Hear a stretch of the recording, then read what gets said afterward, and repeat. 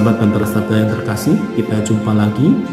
Hari ini Kamis 1 Agustus 2024. Injil kita ambil dari Matius bab 13 ayat 47 sampai dengan ayat 53. Kita menjadi orang yang dipilih. Sahabat Bantara Sabda yang terkasih, perumpamaan yang diberikan Yesus kepada para murid diambil dari dunia nelayan, yaitu pukat untuk menangkap ikan. Dalam perumpamaan itu dikatakan bahwa setelah pukat ditebarkan, maka ikan-ikan itu masuk ke dalamnya, dijaring. Lalu setelah itu diangkat.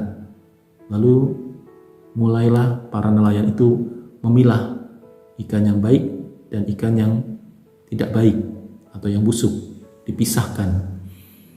Demikian juga dalam rangka pewartaan sabda Allah, ya, kita sudah mewartakan sabda Allah melalui berbagai macam kegiatan-kegiatan kita, terutama dalam hidup menggereja. Ada berbagai macam pelayanan-pelayanan dan juga kegiatan-kegiatan rohani yang kita lakukan. Tapi tidak semua kegiatan rohani, pelayanan-pelayanan yang diberikan oleh gereja atau paroki itu dapat diterima begitu saja oleh umat.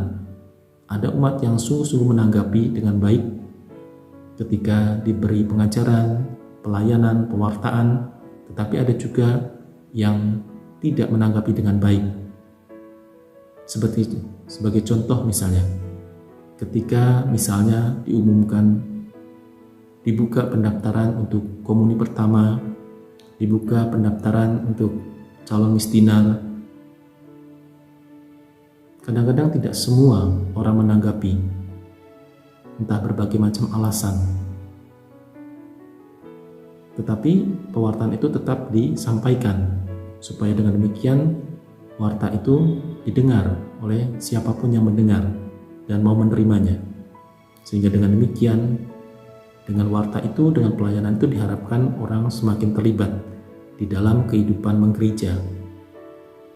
Dan kalau orang terlibat di dalam kehidupan menggereja, diumpamakan sebagai ikan-ikan yang baik, ikan-ikan yang bermutu, sehingga dengan demikian itulah yang menjadi prioritas. Tapi pertanyaannya adalah, bagaimana dengan ikan-ikan yang tidak baik tadi? Orang-orang yang tidak menanggapi pelayanan, pewartaan sabda, keterlibatan dan sebagainya. Sahabat Bantara Sabda yang terkasih, tentu seperti Tuhan selalu memberikan kesempatan, gereja juga selalu memberi kesempatan pada orang-orang yang belum menanggapi pewartaan atau pelayanan.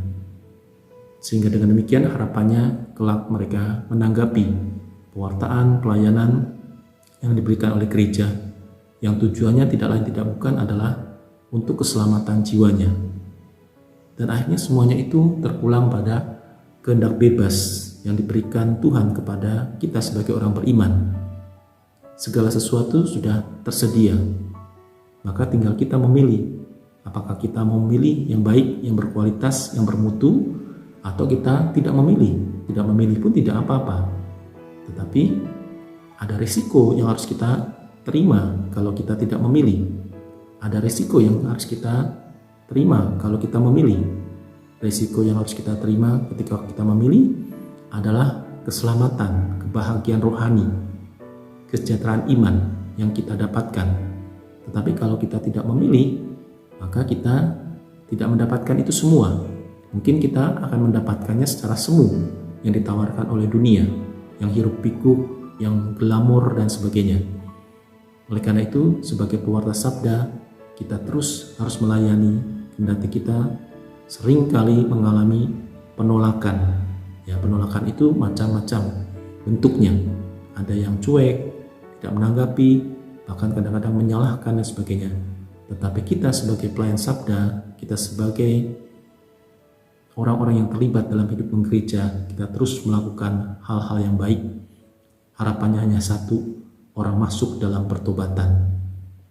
Dan semoga kita yang telah dipilih oleh Allah, kita setia kepadanya sampai akhir. Kita tidak mengingkari Kristus di dalam kesukaran dan kesulitan hidup kita, sehingga dengan demikian kita boleh membawa semakin banyak jiwa-jiwa untuk memperoleh keselamatan. Tuhan memberkati. Tidak sadar.